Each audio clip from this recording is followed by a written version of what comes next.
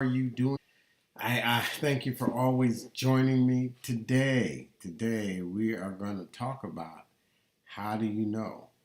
How do you know if your spouse can be trusted again? We're in the situation room.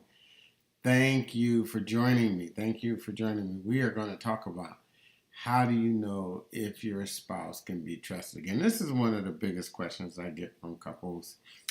There's been an infidelity, and people want to know, can I trust you again? And so they say, Doc, can I? Is this like therapy thing? Are they putting on an act? Putting on an act? Are they going to be honest? Are they going to get it right this time? Should I be vulnerable again? Hi, Dr. Shane, Situation Room. Type in your name, where you are from. Type in your name, where you are from. So my answer is never the answer people want. People want a yay or a nay, a thumbs up or a thumbs down, and they be trusted. What I say and how I answer is very, very non-intuitive. I say we don't know that, and we don't need to know that. Horror, right? Horror overcomes people. I say there's a better reason than that. And they say, what do you mean? I say, well, A, you can't prove a negative, you can't disprove it. So it's very, very, very difficult. If there's been a problem in a marriage, we don't fix the problem, doesn't look as good. If we fix the problem, we identify the problem and address it, maybe goes up. And I say that to say, because when it comes to trust, it's like, can I trust you when I'm unhappy? Maybe not. Can I trust you when I'm happy? Maybe so. So once again, we have to say, is the problem that they did the infidelity, or the problem was that, boy, we had a trust issue. We weren't happy, and we didn't fix the problem.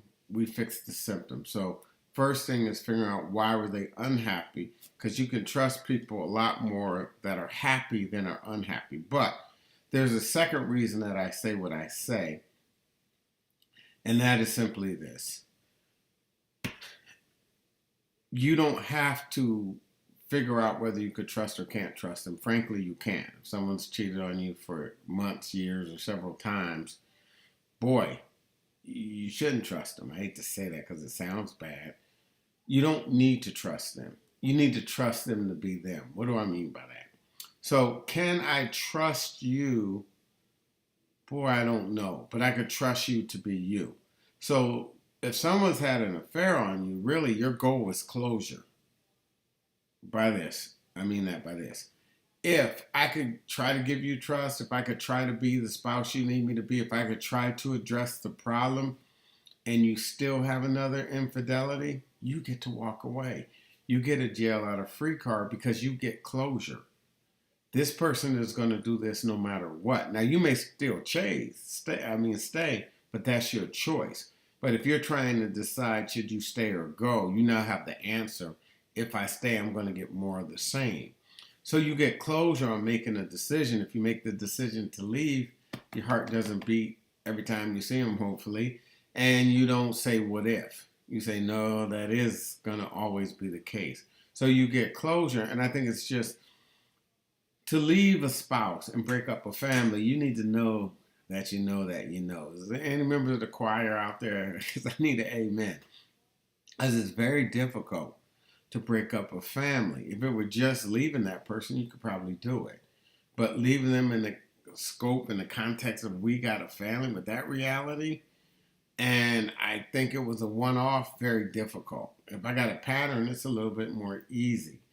If I think that you're still involved with that person, you're going to be involved with them, it's a lot more easy. So you need closure. So sometimes we get mad, we get hurt, we beat ourselves up because we stay. And we have to learn to forgive ourselves. It doesn't mean we're weak. It means we're willing to take one for the team, and our family matters more than our pride or our pain. So I always say, ask for closure. Then that would be the prayer I would give. Like, Lord, do me a favor. If this is for me, show me. And if it's not, show me that too. And boy, God will give you clarity.